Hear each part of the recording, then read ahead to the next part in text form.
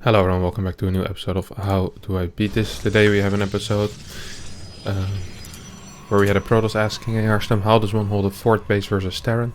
I had this game where I had a relatively clean opener, besides one painful supply block, but I couldn't defend my fort base while the Terran was getting up his fort. Please help. Also, how can I trade efficiently with the Terran army when he sets up a superior position in a choke? Well, good questions. So we're going to be looking at engagements against Terran and how to defend a fort base, basically. A lot of the time, if you can't defend a fort base, something did go wrong in the early game or in the mid game. But the engagement one is going to be a little bit more general. So let's have a look just at the early game of Lone Wanderer here, who is so far just opening up with a pretty standard gate gas. Gets into a probe scout as well. We see the Terran opening up with what seems to be barracks before gas, if we look at the timings here. Now one of the main things, of course, we do have a core before Nexus. One of the main things you want to do as Toss is you want to make sure that you know what's going on. So you scout everything properly, you see there's no second gas, you see the CC timing go down. That way you can be pretty sure that indeed there is not going to be any kind of proxy on the map, or not at least a very fast proxy on the map. With this kind of barracks timing and a Reaper opener, it also becomes very difficult for Terran to get a fast factory. That is of course really quite advanced, but if you can, you check the gas timing, you check the barracks timing, and then you wait, hey, is this a Reaper? If the answer is yes, then factory is going to be delayed by 10-15 seconds compared to a gas first or a barracks gas with a marine opener. So the moment you play core first, you always have to chrono boost your adept the moment it starts. So this chrono boost being late is actually kind of bad. I much prefer seeing that happen immediately. And the way you want to play this with the adepts, you start a stalker after immediately. Can even queue that up, and you can also chrono boost that. Now the way you do it is if you lose your probe on the other side of the map to a Reaper, it means the Reaper is going to be delayed. So you can straight away send your adept across the map. If that isn't the case and the Reaper arrives quickly, your first shade will be sent on the Reaper and the second shade will be sent across the map. And that's why you chrono boost your second unit immediately as well, because then just like this, your Stalker will come out. And you should be able to deny scouting and kill the Reaper. It's very important that if the Reaper goes in for the scouting, you should always be able to kill him, even before he's capable of jumping down. In this case, Lone Wanderer still gets him, so it's kind of fine. Blink follow up. Second gateway should be going down soon. We have a third Stalker out.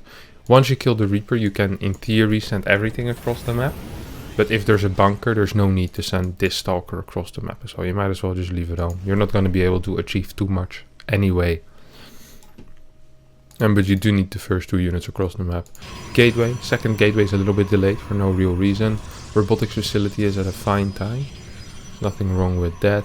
You see a third base going down soon, or at least a third pylon at the third base location. You could also have a third pylon over here, or at one of the edges, to make sure that you get some extra vision. I think it's that we might actually see Lone Wanderer. This is actually kind of a mistake, I think, getting this fast of a third base. I usually like to build a third pylon first, but this might just be fine. So he gets the sentry, which I do like a lot. Sentry warp in initially will give him the ability to scout the moment he gets hallucination. This is the build I've been recommending to a lot of people lately. I think it's a very solid all-around opener. Now there's one thing that I don't like that Lone Wanderer's been doing, and that's that he sent his adept back home. The problem that you can have when playing this build is that there's a timing where you don't have an hallucination yet, and your opponent could be moving out with a tank. Imagine he doesn't do a mine drop. And you could barely just miss his move out. That's why I like to have either an adept at this tower or an adept in front of his base or even down here, just to make sure that if your opponent moves out, you will be able to figure out, hey, he's moving out, and you can prepare for it. You can move some Stalkers over here to try and kite Marines, that kind of stuff. Let's have a look at the work account. Work account is pretty low for the Protoss player here. So TOS hasn't been producing enough workers throughout all of this. should definitely be at 43, 44, 45 probably already at this point. So down 5 workers. Not really the way to go.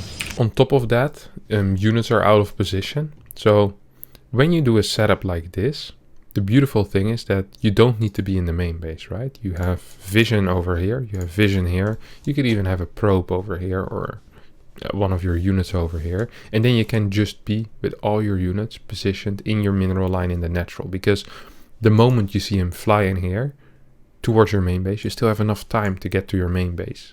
Because the vision is pretty far away from his goal, which is this mineral line. So whenever you have a line of vision like that, and you're really cutting off one area, the position of your units is extremely important, that it is in the one undefended base, or the one base where there is no vision around. So there's no vision here, he doesn't have the tower, nothing here, and nothing here yet, which means all of his units should either be in his mineral line or spread around the edge to make sure that if the medevac goes into the natural, he can be ready for it. Instead, he moves in to kill the Hellion at a very critical timing, 450, somewhere between 440 and 5 minutes, usually the mine drop hits. So yeah, it's a very critical timing.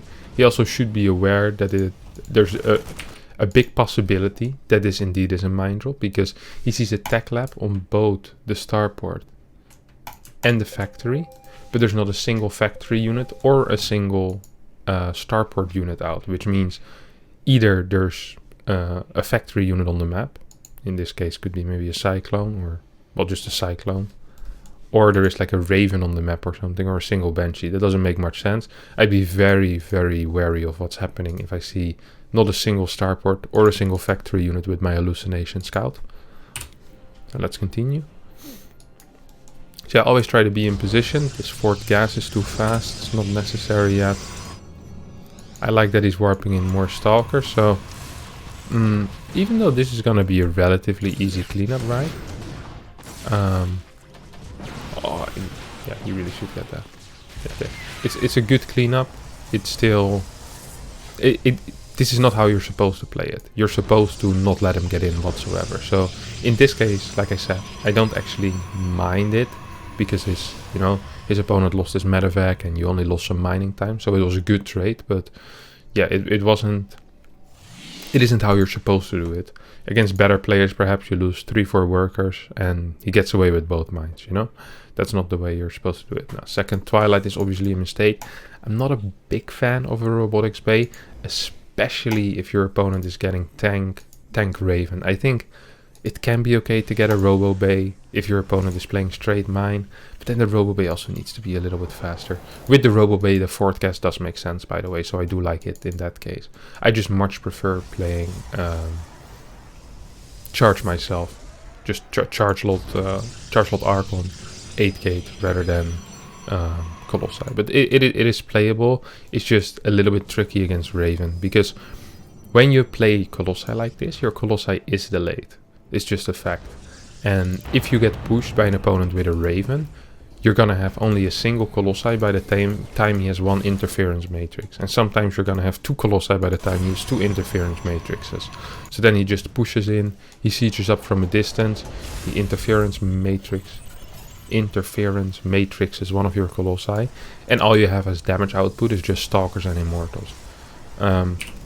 So we see work count is looking a lot more healthy at this point for Lone Wanderer, who got a pretty nasty supply block when he tried to start this. Once again, Twilight Council obviously is a mistake. Could have been a second forge, or just could have been a faster forge. His upgrades are pretty slow. I think he got all of his stack before he got the forge, which, I mean, it kind of makes sense, but the second Twilight really did delay it a bit. Gateway count is too low as well. Worker count is too high for there being no gases. Usually, once you have 14 or 13 minerals on a base, or 13 probes on minerals on a base, you start getting the gases. Somewhere between 12 and 14, you want to get the gases. So, I mean, this is complete oversaturation. I do like the fort-based timing. At this point, you want to be adding more. Actually, I don't like the fort-based timing. So, I think the timing of the 4th base is fine, but because he for some reason has less minerals than you should have, he also doesn't have enough gateways, so you can't really expand towards a 4th base of three gates. You just need more production in order to be able to support 3 bases. So as a result, because he's going to be floating money otherwise, he's just building way more workers than he needs. Right now he's on Lone Wanderer is on 74 workers. The rule usually is that on 1 base you have 24 workers, on 2 or 24, 22 maybe, 23, on 2 bases 45, 44 or 45. On 3 bases you can get up to 66, 67, 68, and then on 4 bases you only go up to 74 to 76 maybe, because your main will run out and you can transfer some units from there to your 4th base. In very rare occasions with very fast 5th bases, you can go up to 84, 82 workers. But in general, as a general rule of thumb, I'd say never go above 74 workers. It's not really necessary, and only really do that once your 4th is done, basically. Because now we have 77 workers on 3 bases. Our gateway count is extremely low. We only have 3. Never get a 4th base before you have at least 6 gateways in PvT. If you're playing Colossus, 6 gateways. If you're playing Chargelot Blink, at least 8 gateways, but that could be 9 or 10 as well. 8 is fine. So like production is pretty poor. Also, the way our army wants to be looking at this point, we want to be getting charged Colossi, so high zealot count.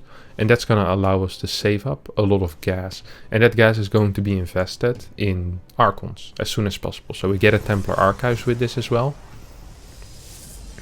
And with that Templar Archives, we should be able to get 2 Archons for the next fight. And that's going to boost our army a lot. Upgrades are still pretty poor. 2nd Forge is done, but won't help for this push. So now we take a look at this fight, because that was also one of the questions, of course. So did we manage to spot the move out of our opponent? The way you set up a good fight is by knowing where your opponent's army is going to be. So this observer is in an interesting position. It can kind of see part of the army, but it can't see a move out. Tower hasn't been secured. There is no run by setup, which could be possible. There's no prism setup either. There's nothing over here. Just if we take a quick look at the overall vision of Lone Wanderer, it's pretty good straight around this base, but we're missing some vision over here, and we're missing some vision in front of our opponent's base to make sure that we know when he moves out. I wouldn't mind having like a pylon here for, to be able to warp in zealots there. Perhaps a pylon here, a zealot here. If you can't get the zealot here, then you move this observer to this area or to this area. You can put it in observer mode so you can see the main move outs, and then you can put a zealot over here or something. And something to spot on the bases as well. So that's always the first step to getting a good fight, is knowing where your opponent's army is. How can you set up a fight if you don't know where he is? That's very difficult, of course. So just scan on the 3rd base. Doesn't see very much. We're still very low Colossi count, by the way. I mean, at this point, I feel like there should be 3 Colossi already. If you know there's a Raven, something you can do as well, and you have many Colossi, is to get 1 Templar too. Just so you can feed back the Raven, so you don't get matrixed. It's nice to do. Now, if I was Lone Wanderer and I see this move out, I'd position myself over here initially. I try to force up a siege up, while I'm getting more stuff. Like, there's a lot of money in the bank still that could be used. +1 isn't quite done yet. So you want to keep this ramp, right? You have a couple of force fields. And then the moment he sieges up, you just move back and you let him unsiege, and you try to do the same thing again, basically a couple of times. Maybe you can get a feedback on the Raven at that point. So if we look at our money here, we can see that if we weren't supply blocked and had sufficient gateways and a Templar Archives, so imagine Templar Archives had been built, we could see ourselves have 2 more Archons in this case, or 1 Archon and 2 Templars, so for feedback. On top of that, we could probably have 6, 7 extra zealots. So we're missing about 15 supply in this army, and high quality supply. Now, +1 attack will finish, but here what's going to happen, interference matrix on both Colossi. The moment this happens, that sucks. but we do need to react. So in this case, it would be force field, force field, force field. How many force fields do we have left? I think there's a fair amount of force fields. Okay, there's 3 forces. So force field, force field, force field. You pull back the way he's doing right now. And then you go in again from a distance. So the way you want to fight this, if there's tanks and you're not quite sure if you can straight up kill this, you just want to shoot from a distance with the Colossi until he kind of gets pushed back. Never just fight in tank range. So don't walk in tank range like this. Just defend your nexus. And don't forget, it's okay if you actually can defend your fort base. In this case, like I said, if you would have macroed properly, I think this would have been a pretty easy defense, honestly. But the lack of gateways made sure that, you know, he couldn't. Once again, if you feel like you can defend a base, a lot of the time it's better to just give up the base and expand very quickly somewhere else already, while macroing up your army, making sure it gets bigger and just trying to stall time. So just keep your Colossi in this general area, shoot from a distance, but don't keep feeding units into your opponent, because in this way, so I think I would have realized, well, not quite at this point, but at this point, I think I would have realized this base was gonna be most likely killed. So what I would do is I'd warp in 6 Templar. I have a lot of money for that at this moment. I send 1 probe over to the 5th, and I'd probably try to evacuate these probes, okay? So I don't want to be losing these probes for no real reason. Then I stand over here from a distance. I shoot at these Marines, maybe a force field. I hold position the rest of my army. I just use the Colossi to micro. Back and forth, back and forth. I never get into tank range, because fighting in tank range will be a disadvantageous fight for me, which is something I don't want. And at that point, basically what I would have had 140 supply, a fort base on the way already. I'd be getting a bigger army because of my macro. It's way more relaxing when you're not fighting to macro up as well, by the way. So it's something you definitely can pay attention to. And instead what Lone Wanderer does is he's gonna most likely lose the fort. He's gonna keep feeding units to his opponent, which means his supply deficit will become bigger. There's no secondary fort base on the way. Don't forget, I built it at, I think, 845 in my hypothetical scenario. So my nexus is already halfway done. And you can really stall a lot of time. You're going to force him to slowly move forward with these. And if you just focus purely on macro and slowing it down rather than on big engagements, you might even be able to save this base eventually. Because, I mean, look at the money we have in the bank right now.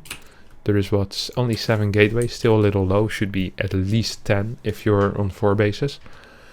I mean, you're gonna be able to spend some of this money at least. And like, once again, I mean, 14 Zealots, 3 Archons, or well, maybe 12 Zealots and 3 Archons should be able to deal with this army, I think. If you keep everything else alive as well. So yeah, this is exactly how you want to be fighting. You see how difficult of a time the Terran has actually pushing forward, even though this army is really small. Like, pushing forward into Colossi without tank support or without Viking support can be quite difficult.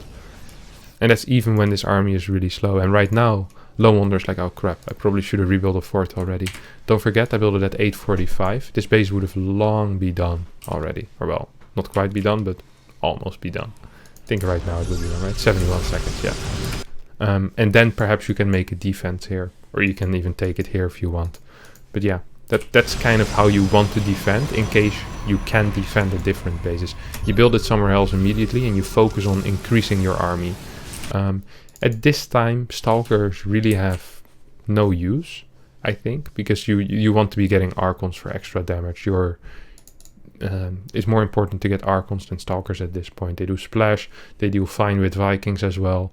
There's not a big Viking or big Liberator count that you need to snipe off with Stalkers pre-fight. Like, there's only, 2 Vikings here, so Archons are gonna, like, your Colossi are never gonna die due to the Vikings. It's better to have more tanking with Archons to catch Marauder and tank fire, rather than to have Stalkers to target down Vikings, which Archons would just be doing fine as well. This is a very weird engagement. Flanks only really work if you have a very, very big Zealot count. Right now you just kind of spread out your army, which this was a really, really weird fight. I've never seen something like this. And this just didn't really work, honestly. Yeah, now most likely he's just gonna die. So the problems in this game were the gateway count was too low for too long. The worker count initially was too low as well. And then it went way too high off of those 3 bases. Like he went up to like 74, 76 workers on 3 bases, which is not very good. You do need a gas sink when you're playing like this. When you play heavy charge lot base style, you do need a gas sink. You see 1800 gas. That's a high amount of Archons, which is very important to get. I'd always suggest not getting more than 3 Colossi as well, and afterwards either going into Immortals or Disruptors. Yeah, I think these would be my main words of advice. And once again, of course, vision. You need vision everywhere. You want to see if there's a 5th base. You want to see if there's a move out over here. You want to see if there's a move out over here. These are the important things. Without vision, you can't prepare for fights. Without vision, you can't prepare run-bys or any kind of prism harass because you don't know where the army is. How can you just send in 5 zealots if you don't know if the army is at home or not, or where it is positioned? Stuff like that is very important. Now, we're gonna get another fight, I think, but I doubt it's going to be very close. As once again, there's still not a single Archon here. There is some Disruptors, but there's no real beef in this army. There's only 2 Colossi. The army supply is a little lower. Terran, actually, no, there is some Archons here now. Okay, so once again, imagine we have some kind of vision. We could position ourselves down this ramp to make sure... Terran always wants to fight in a concave, right? If we can deny Terran that concave, that is something we would want to do. Sadly, that's not going to be the case. So, this time around what we want to do is we want to shoot a Disruptor shot either before the fight, at a distance, or during the fight, but we have it kind of in the second rank, you know?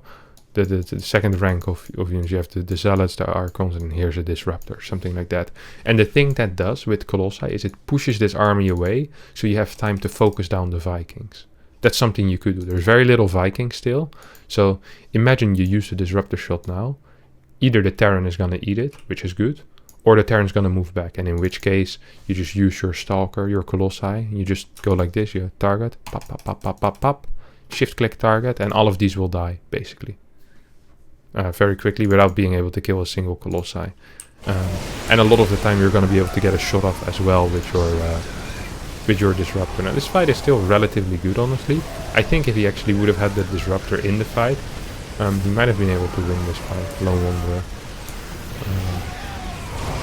Especially because Disruptors at lower levels are really, really good. They're a little bit tricky to use, but because people don't micro as much or as well, like their splits aren't as good, a lot of the time you're just gonna kill so much supply that, you know, it's definitely worth your time. So the way I'd always suggest, the way you build your army, so you start with either Charge Lot Stalker, or you start with Stalker Colossi.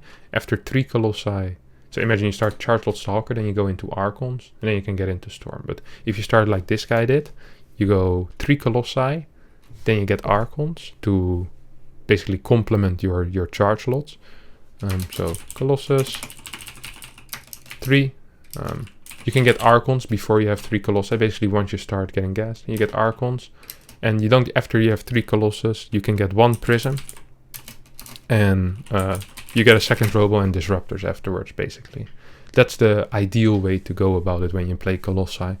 Colossi Disruptor Archon is an extremely strong composition. You don't really need to ever transition out of it. You don't really need Tempest. I know people struggle against Range Liberator sometimes, but if you have very good movement, usually you can dodge that. If you do want it, you can add Tempest in case there's lots of Range Liberators, but most of the time with like DT Harass and Prisms flying around, you usually can find enough holes in your opponent's defense with the Disruptor Colossi army. Because there's no ground army of the Terran that's going to be able to beat you if you have 6-7 Colossi, or 6-7 Disruptor and 3 Colossi. So that's kind of the eventual army you want to be going for. Now, Lone Wanderer has to GG out because he can't keep it. Makes sense. So yeah, that was it for today. If you did enjoy this video, don't forget to hit the like button, subscribe to my channel, and once again, big shout out to all my patrons. They appear on screen. See y'all next time. Bye bye.